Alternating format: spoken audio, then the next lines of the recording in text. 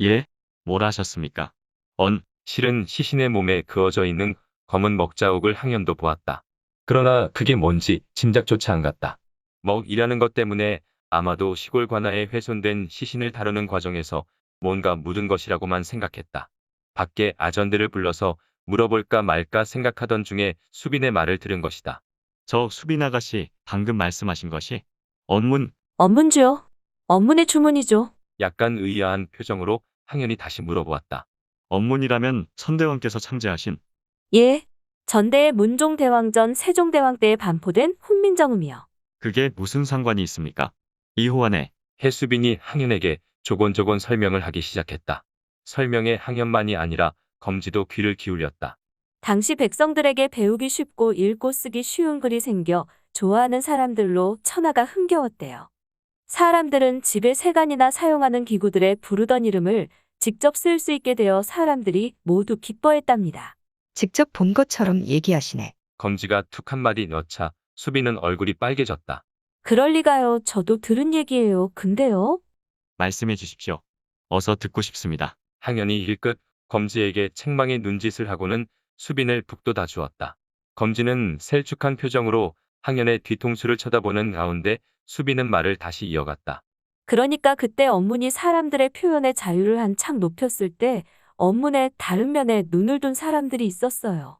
혁추는 계속 시신을 이리저리 돌려가며 살피고 있었고 항연은 수빈의 말에서 귀를 떼지 않았다. 기의 묘술의 문자는 기본적으로 중원에서 들어온 진서잖아요. 예, 그렇죠. 한자들이죠. 그런 묘법들은 왜 뜻글자로만 만들어야 하는가? 소리 문자로는 만들지 못하는가 하고 의문을 가진 이들이 있었대요. 그들은 언문자로 재해석, 재조립, 재구축하여 다시 재구성하려는 사특한 자들이었답니다. 그러나 초기에 그들이 뭔가를 저지르기 전에 뜻있는 사람들이 제지했지요. 재지라. 그럼 그들을 다 없앴던 겁니까? 시신을 검시하던 혁춘이 수빈과 항연의 대화에 거침없이 끼어들었다. 다 없애고 끝난 일인 줄 알았지. 근데 요 근자에 다시 스물스물 나타나기 시작한 게. 끝난 일? 근자에 나타나요. 자네도 지금 주상전하가 어떻게 옥좌에 올랐는지 알고는 있지. 빤히 알고 있더라도 함부로 하기 힘든 이야기. 그만 끊었으면 하는 물음을 던졌다.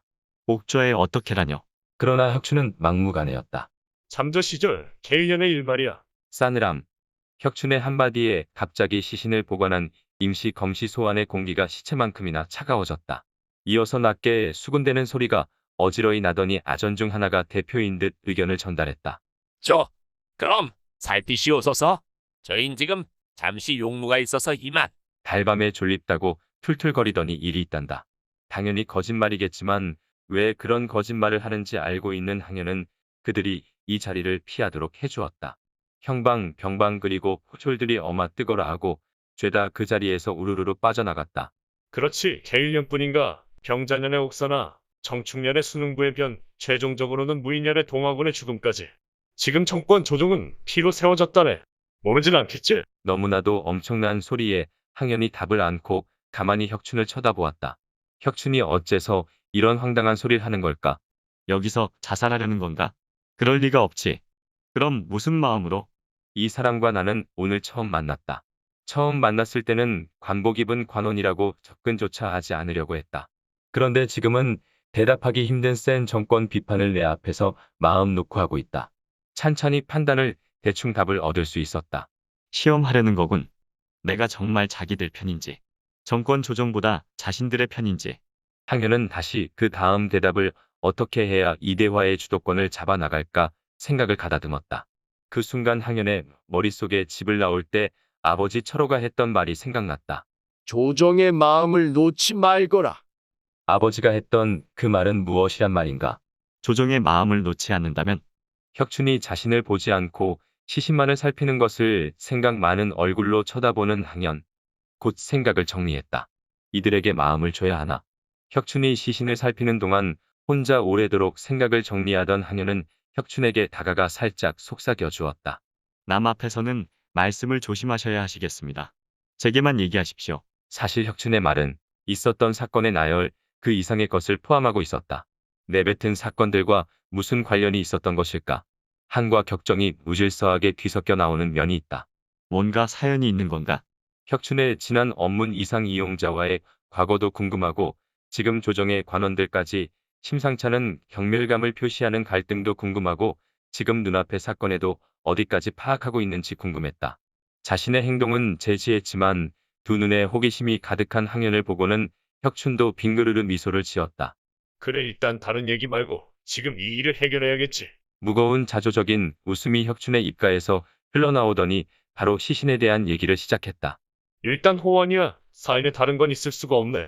문제는 어떻게 죽었냐가 아니라 왜 이런 식으로 죽었냐지. 몸의 그 문양들은 무엇입니까? 주에 깊게 살피시던 것 같던데요. 그래, 방금 얘기했다시피 업문제야. 다만 무슨 주문인지는 내가 아는 범위에선 없네. 다만 옛날에 이런 식의 주술이 있다고 들은 적은 있어. 자신에게 주술을 걸고 몸을 범의 먹이로 던져 범의 몸을 취한다는 창기호의 술법일 수 있어요. 수빈의 내민 의견에 혁춘이 선선히 동의했다. 그래, 업문제로는 처음 보는 주문이긴 하지만 스스로를 범의 먹이로 던졌다면 다른 주술은 생각할 수 없지. 허나 중원에서도 실전되어 이미 사라진 주법을 업문으로 우리나라에 되살렸다는 걸 받아들이기가 힘들군. 뭐죠? 그 창기호라는 게? 멋쩍음에 입을 꼭 다물고 있던 검지가 궁금함에 한마디 끼어 들어갔다. 저도 창기가 뭔지는 들은 바가 있습니다. 산짐승들의 화를 당한 사람의 원기가 산에 어둡고 음습한 데 모여 귀신이 되는 것이죠. 근데 창기호의 술이란 것은 처음 듣습니다. 그런 임해망량은 산군의 위험에 눌려 산군들에게 끌려다니는 데에 불과하다던데요. 검지와 항현의 물음에 수빈이 굳은 표정으로 답을 해줬다. 예, 말씀하신 대로 창귀란 호환으로 죽은 사람의 원귀를 말해요. 산중에 어둡고 습한 곳에 제법 존재합니다. 그런데 가끔 그 죽은 귀신이 자기를 잡아먹은 범을 씌어 범을 조종하는 경우들이 있어요. 그리고 그런 경우들을 모아서 고대의 변태들이 그런 경우를 인위적으로 만들 수 있는 방법을 만들었지. 혁춘이 한마디 끼어들자 수빈은 살짝 흘겨보며 말을 이어나갔다. 예, 자신의 몸에 주술을 걸고 그대로 범에게 자신의 몸을 먹이로 주지요. 잡아먹혀 죽지만 대신 자신을 먹은 범의 얼넌을 빼고 그 몸을 자신의 몸으로 취하는 것, 그게 창귀의 술이에요. 다만 중원에서도 오래전에 실전되었고 끊긴 술법이라서 아예 조선 땅에서 업문으로 다시 만든 것이 아닌가 생각하는 거죠. 업문으로 끊어진 악주를 다시 만드는 자들이 있다는 겁니까? 잠시 얘기가 끊어진 후에 혁춘이 항현에게 대꾸를 해주었다. 내가 아까 얘기했잖아. 지금 주성이 어찌 옥좌에 앉았는지 아냐고.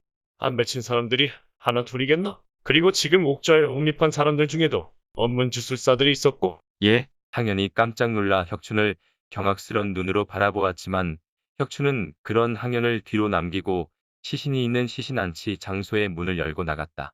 이제야 상황을 대강이나마 이해한 항현이 눈을 동그랗게 뜨고는 한참을 그 자리에 못 박힌 듯 꼼짝도 못했다.